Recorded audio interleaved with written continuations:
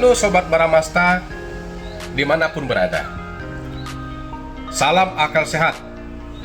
Ayo kita belajar melek hukum dan manfaat. Jangan lupa share, tebarkan, dan bagikan jika ini bermanfaat. Warga boleh ajukan pra-peradilan jika laporan Anda di kepolisian diabaikan. Kalau teman-teman melapor kepada kepolisian mengenai suatu perkara, ternyata perkara itu tidak ditindaklanjuti oleh penyidik, maka saudara-saudara boleh mengajukan pra-peradilan. Wakil Menteri Hukum dan HAM, Profesor Syarif Umar Harji mengatakan, masyarakat bisa mengajukan gugatan pra-peradilan bila laporan yang disampaikan ke kepolisian dicuekin atau diabaikan. Jadi, kalau melapor kepada kepolisian, perkara yang Anda lapor merasa dicuekin, tidak ditanggapi, kemudian tidak ada kepastian hukumnya, maka Anda boleh mengajukan pra-peradilan. Lalu bagaimana kriteria, syarat, dan ketentuan yang mengatur bagaimana perkara boleh diajukan pra-peradilan?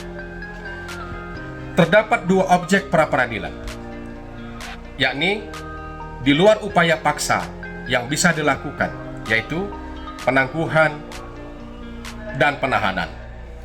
Terkadang suatu perkara dalam konteks pelaku di kepolisian sudah ditahan, di kejaksaan tidak ditahan, atau di kepolisian tidak ditahan, lalu di kejaksaan malah ditahan. Nah, itu kriteria yang memenuhi unsur-unsur atau syarat untuk bisa melakukan pra-peradilan. Lalu kemudian, bagaimana kita mengenal mekanisme untuk melakukan upaya pra-peradilan? Mekanisme pra-peradilan itu diatur dalam pasal 1/10 dan pasal 11 KUHP, Kitab Undang-Undang Hukum Acara Pidana, yakni mengenal dua mekanisme pengujian terhadap sah atau tidaknya suatu penangkapan, penahanan, penghentian penyidikan, penghentian penuntutan, atau permintaan ganti rugi dan rehabilitasi oleh tersangka atau keluarganya, atau pihak lain, atau dengan kuasanya yang perkaranya tidak diajukan ke pengadilan. Maka permohonan pra-peradilan diajukan oleh dan atau diproses sebelum perkara pokok disidangkan di pengadilan. Oleh sebab itu, dinamakan pra atau sebelum dan pra-peradilan atau persidangan.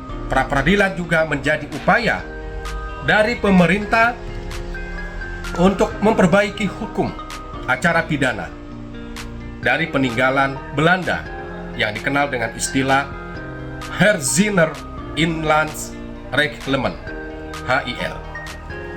Oleh karena itu, dalam hukum acara pidana sering terjadi upaya paksa oleh aparat penegak hukum yang dilakukan tanpa menghormati hak asasi manusia, sehingga dibentuklah pra-peradilan dalam rangka mengawasi tindakan penyidik. Mengutip pasal 1 angka 10 KUHP, pra-peradilan adalah wewenang hakim untuk memeriksa dan memutus sesuai dengan ketentuan yang diatur dalam undang-undang. Kemudian, untuk pihak-pihak yang dapat mengajukan pra-peradilan, apa saja? Di antaranya, 1. Permintaan pemeriksaan tentang sah atau tidaknya suatu penangkapan atau penahanan diajukan oleh tersangka, keluarga, atau kuasa hukumnya kepada Ketua Pengadilan Negeri dengan menyebutkan alasan-alasannya. Itu diatur dalam pasal 79 KUHP. Yang kedua, permintaan untuk memeriksa sah atau tidaknya suatu penghentian penyidikan dan penuntutan dapat diajukan oleh penyidik atau penuntut umum atau pihak ketiga yang berkepentingan kepada Ketua Pengadilan Negeri dengan menyebutkan alasan-alasannya. Diatur dalam pasal 80 KUHP. Kemudian yang ketiga, permintaan ganti rugi atau kerugian dan atau rehabilitasi akibat tidak sahnya penangkapan atau penahanan oleh tersangka atau pihak ketiga yang berkepentingan kepada Ketua Pengadilan Negeri dengan menyebutkan alasannya, diatur dalam pasal 81 KUHP. Lalu bagaimana penjelasan instrumen, mekanisme, dan seterusnya?